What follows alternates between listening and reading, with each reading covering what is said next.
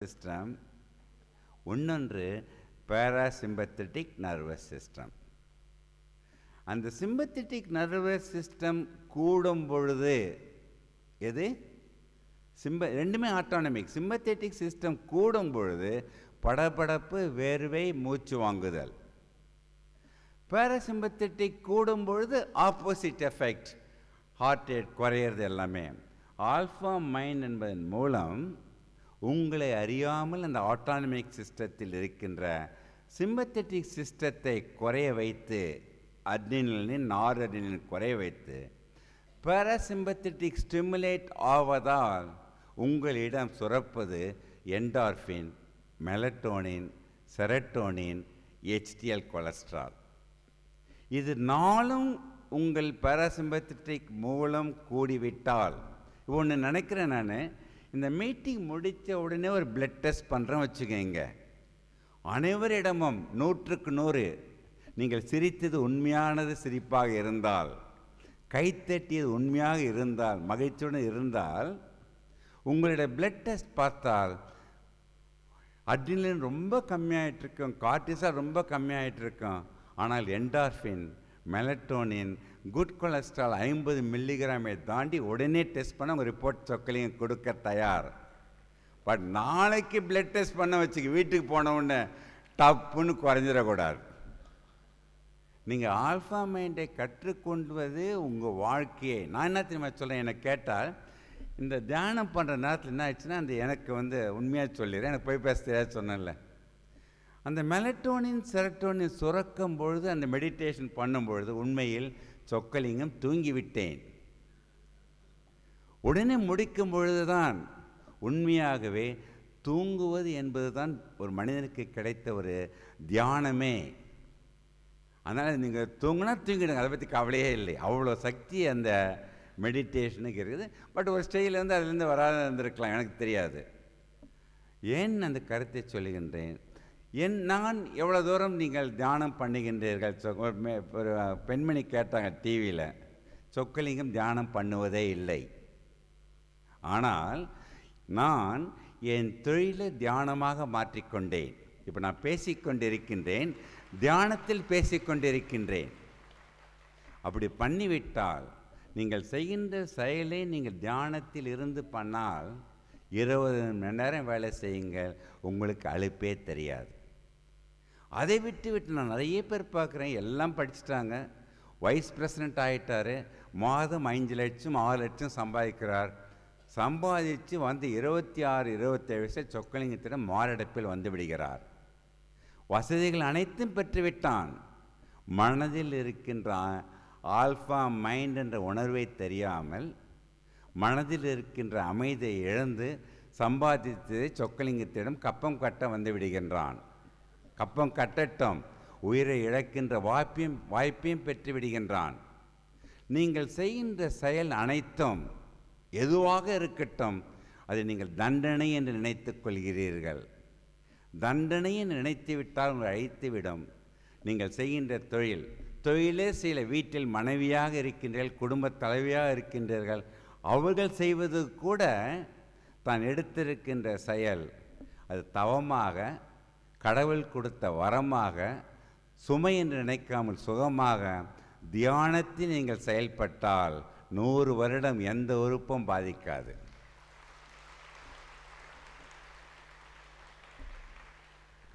நான் ஸ்ரீ ரவிசங்கர் உங்களுக்கு தெரிஞ்சிருக்கும், ஜக்கி வாசிஸ் தெரிஞ்சிருக்கேன், வேதாத்ரி மகரிஷி அவர்கள் அனைவரும் மேடையும் நான் பேசியிருக்கின்றேன். அவர்கள் என்னன்னா, டாக்டர் சொக்கலிங்கம் கார்டியாலஜிஸ்ட் பேசினா அனைவரும் ரசிக்கின்றார்கள். மகரிஷி அவர்கள் என் நோயாளி, அவருடைய ரொம்ப நான் ஃபேன். அவரிடம் அவர் மேடையில் பேசும்போது சொல்கின்றார், சொக்கலிங்கம் என் கூட்டத்திற்கு தயவுசெய்து நீ வந்துவிடு, உன் டைம் இருக்கும் பொழுது. ஒரு 10,000 பேர் என் கூட்டத்தை கேட்கின்றார்கள், 10% தான் நான் சொல்கிறத கேட்குறாங்க. சொக்கலிங்கம் நீ கூட இருந்து பேசினால் 50% பயந்தாவது என் பேச்சை கேட்பார்கள்.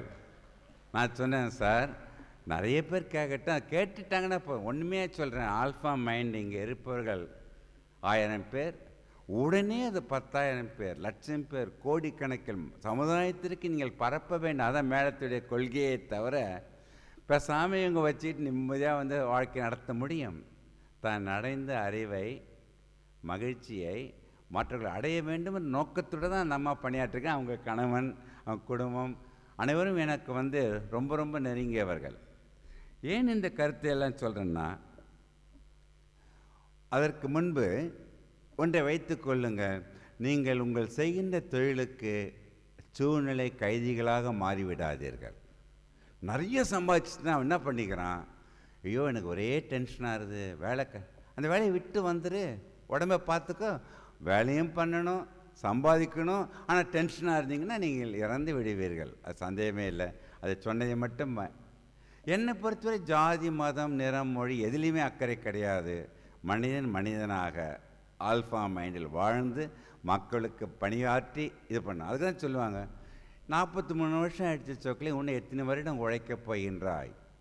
என் கருத்து, உயிருள்ளவரை உழைத்து கொண்டிரு. உழைத்து கொண்டு இருக்கும்பொழுது உன் உயிர் உன்னை விட்டு பிரியட்டும். அதான் வாழ்க்கையின் தத்துவமே தவிர அதற்கும் நீங்கள் ஒரு எல்லை போட்டு விடாதீர்கள். வாழ்கின்ற சமயம் மற்றவர்களையும் உங்களையும் சார்ந்திருப்பவர்களை மகிழ்ச்சியுடன் வைத்து கொள்ளுங்கள். அதான் வாழ்க்கையின் தன்மையே என்று. அதான் ஒரு தடவை கருத்தரங்கில் கேட்டேன் பெல்ஜியத்தில். பட் இங்கே இருக்க அரங்கத்தில் இருப்பவர்கள் பார்த்தால் ABO குரங்கிலிருந்து வந்ததால் ரீசஸ் மங்கி பாசிட்டிவ் நெகட்டிவ். எந்த பிளட் குரூப் உங்களுக்கு வேணும், கடவுள் கேட்டால் எது வேண்டும் என்று கேட்பீர்கள். ஓ என்று சொல்லுவார்கள் அனைவரும். ஓ என்று சொல்லுபவர்கள் மிகவும் தலைவணங்கி வரவேற்கின்றேன். ஏனெனில் ஓ குரூப் இருப்பவர்கள் யாருக்கும் ரத்தம் தானம் பண்ணலாம். பட் என்னை பொறுத்தவரை எந்த குரூப்பாக இருக்கட்டும், அனைவரும் ஆல்ஃபா மைண்டை கற்றுக்கொண்டு பி பாசிட்டிவாக மாறிவிடுங்கள். இந்த மாதிரி டாக் கொடுத்தோன்னே மேடம், டெட்ராய்டில் ஒரு இங்கிலீஷ்காரன் எழுந்த அமெரிக்கன், சொக்கலிங்கம் என் குரூப் ஏ பாசிட்டிவ், நான் என்னைக்கு போய் பி பாசிட்டிவாக மாற்றிக்கணும்னு பிளட்டை கேட்குறாரு. I didn't mean that. இன்னொரு கருத்தை சொல்லுகிறேன். மாரடைப்பு 99%. இப்பொழுது 25, 22, 26, 30 வயதில் வருகின்றது. முக்கியமான வருகின்ற நேரம் காலை 5 மணியிலிருந்து 8 மணி வரை. பயமுறுத்துவதற்காக சொல்லவில்லை, உண்மையை சொல்லுகின்றேன். தூங்கும் பொழுது சரியாக தூங்குறதில்லை, சாப்பிடும்போது நல்லா சாப்பிட்டுட்டு தூங்குறது, கெட்ட கெட்ட கனமாக வர்றது, காலைல 5 ப்ரோக்ராம் எடுத்து எல்லாம் எழுதிக்கிட்டு போவதற்குள் ஆஃபீஸ் சேருவதில்லை, இறந்து விடுகிறான். அதற்கு ஆல்ஃபா மைண்டு ஒன்று தான் விடை கொடுக்க முடியும். மனதில் மகிழ்ச்சியுடன் இருக்க வைத்து உங்கள் செயல்பட்டால் உங்களுக்கு கவலையே இல்லை. இந்த கருத்து சொன்ன ஒரு ஆங்கிலேயன் எழுந்து, ஓ அருமையான கருத்தை சொக்கலிங்க, இனிமேல் நான் 9 மணிக்கு காலையில் எழுந்து கொள்கிறேன். எழுந்திருக்கிற நேரம் முக்கியமல்ல, உங்கள் மனநிலை. என் நிலையிலும் நீங்கள் ஆல்ஃபா மைண்டில் இதை கற்றுக் கொடுத்தால் கொண்டால் எப்பொழுதும் வந்து இருக்க வேண்டும் தவிர, அது ஞாபகம் வைத்து கொள்ளுங்கள். ஸோ 3 மந்திரங்களை சொல்லிவிட்டேன். வாழ்க்கை என்பது ஒரு பயணமே தவிர ஒரு பந்தயம் அல்ல. அதுக்காக மேடம் பேரை பாந்தேன்னு சொல்ல, பந்தயம் இல்லை என்ற பந்தயின் வாழ்க்கையை நினைத்துவிட்டால் போட்டி, பொறாமை, வேகம் அனைத்தும் உங்களை அழித்துவிடும். இனிய வாழ்க்கை ஒரு பந்தயம் இல்லை, இனிய பயணம் நினைத்து கொண்டு இப்பொழுது 8வது மாடியில் இருக்கின்ற இதயத்துறையில் ஆன்றைய ப்ரொஃபஸர் எமெரிட்டஸாக இன்று வரை ஒரு முறை கூட நான் லிஃப்டை பயன்படுத்தியதே கிடையாது. நான் படிக்கட்டில் தான் ஏறி செல்லுகின்றேன் இன்றும். அந்த 8 மாடி ஏறி செல்லும்போது ஒரு லிஃப்ட் மேன் வந்தான். சார் லிஃப்ட்டில் வாங்கலாம். ஏன்பா சொல்கிறேன்னு கேட்டேன். லிஃப்ட்டில் வாங்க சார், மேலே சீக்கிரம் போயிடலாம். மேலே போகக்கூடாது தான் நினைக்கின்றேன். ஒன்றை சொல்லுகின்றேன், எப்படி காற்றும் உணவும் இன்றியமையாததோ உடற்பயிற்சியும் இன்றியமையாதது. அதான் 3 மந்திரங்கள் அதையும் சேர்த்து கொண்டேன். இன்னொன்று சொல்லுகின்றேன், தேன் ஒன்று தான் தானும் கெடாது, தன்னில் வைத்திருப்பதும் கெடாமல் பார்த்து கொள்ளும். எவன் ஒருவன் ஆல்ஃபா மைண்டில் இருக்கின்றானோ தானும் கெடமாட்டான், தன்னை சார்ந்திருப்பவர்களும் கெடாமல் பார்த்து கொண்டுகின்ற சக்தியே இந்த ஆல்ஃபா மைண்டுக்கு என்று கூறி நான் விட்டுக்கிட்டே போனால் அப்புறமா மேடம் பேசுறது அது பேசுறது எல்லாமே நல்ல காலம் இன்றைக்கி சண்டே வைக்கல. சண்டே வச்சுருந்தா இன்னும் ரொம்ப நேரம் பேசுவேன். நான் கிளினிக் போனதுக்கு முடிக்கிறேன். மேடம் முடிவு பண்ண இனிமேட்டு மண்டே தான் வைக்கணும் இந்த மாதிரி சொக்கலிங்கத்தை பேச வைக்க வேண்டும் என்றால். ஸோ 100 வருடங்கள் வாழ தயவுசெய்து ஒவ்வொரு வருடமும் குறைந்தது 100 மணி நேரம் ஆல்ஃபா மைண்ட் செய்யுங்கள், தியானத்தில் இருங்கள்.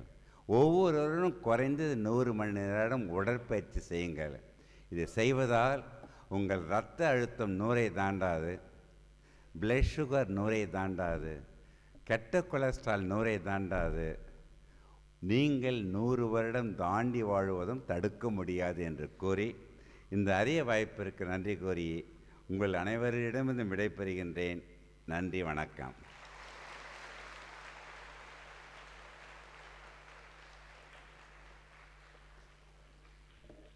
நூறு வருடங்கள் நம்மால் வாழ முடியும்னு அற்புதமாக சொன்னார்.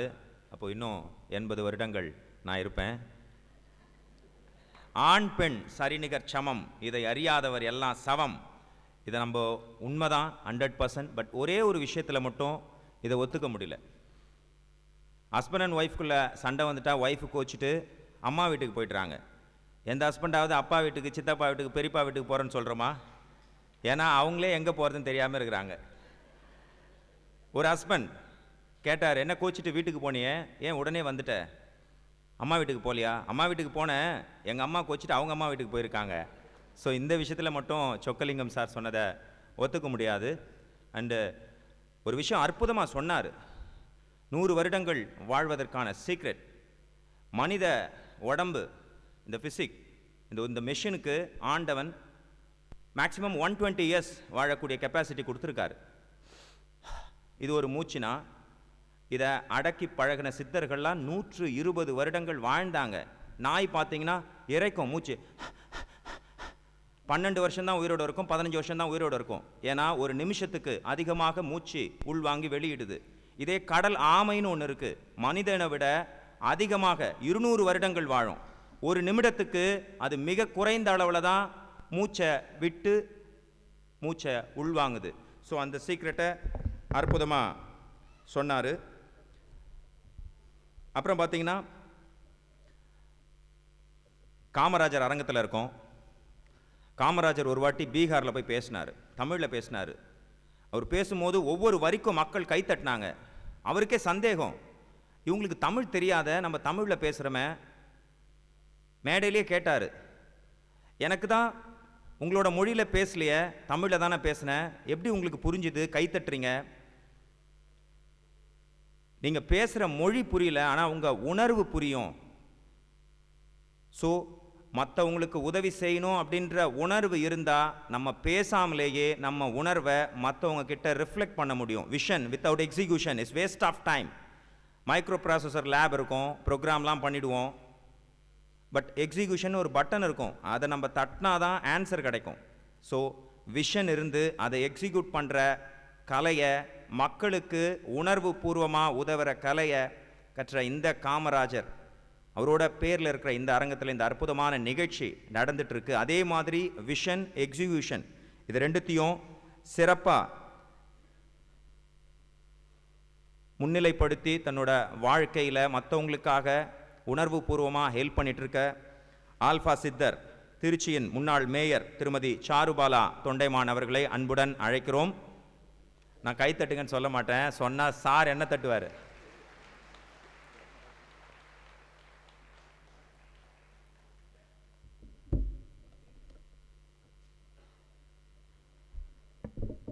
நமச்சிவாயம் வாழ்க, நாதன் தாழ் வாழ்க, இமை பொழுதும் என் நெஞ்சில் நீங்காதான் தாழ்வாழ்க, கோகழியாண்ட குரு மனிதன் தாழ்வாழ்க. அன்பே சிவம். அந்த சிவனை வணங்கி இன்றைக்கு புத்தாண்டு 2012வது ஆண்டின் ஆல்ஃபா மைண்ட் பவரின் ஆண்டு விழாவில் கலந்து கொள்வதில் மகிழ்ச்சி அடைகின்றேன். இந்த புத்தாண்டு விழாவில் இந்த ஆண்டு நமக்கு எப்படி இருக்க வேண்டும் என்று ஒரு நல்ல தவத்தை நமக்கு அழித்து அமர்ந்திருக்கின்ற ஆல்ஃபா மைண்ட் பவர் அவர்களின் நிறுவனர் மரியாதைக்குரிய குருஜி டாக்டர் விஜயலட்சுமி பந்தயன் அவர்களே, அவர்களுக்கு துணையாக இருந்த இந்த நிகழ்வுக்கு முழு ஒத்துழைப்பு கொடுத்து அமர்ந்திருக்கின்ற திரு பந்தயன் அவர்களே, எனக்கு முன்பு உரையாற்றி அமர்ந்திருக்கின்ற டாக்டர் சொக்கலிங்கம் அவர்களே, வர இருக்கின்ற சென்னை மேயர் அவர்களே,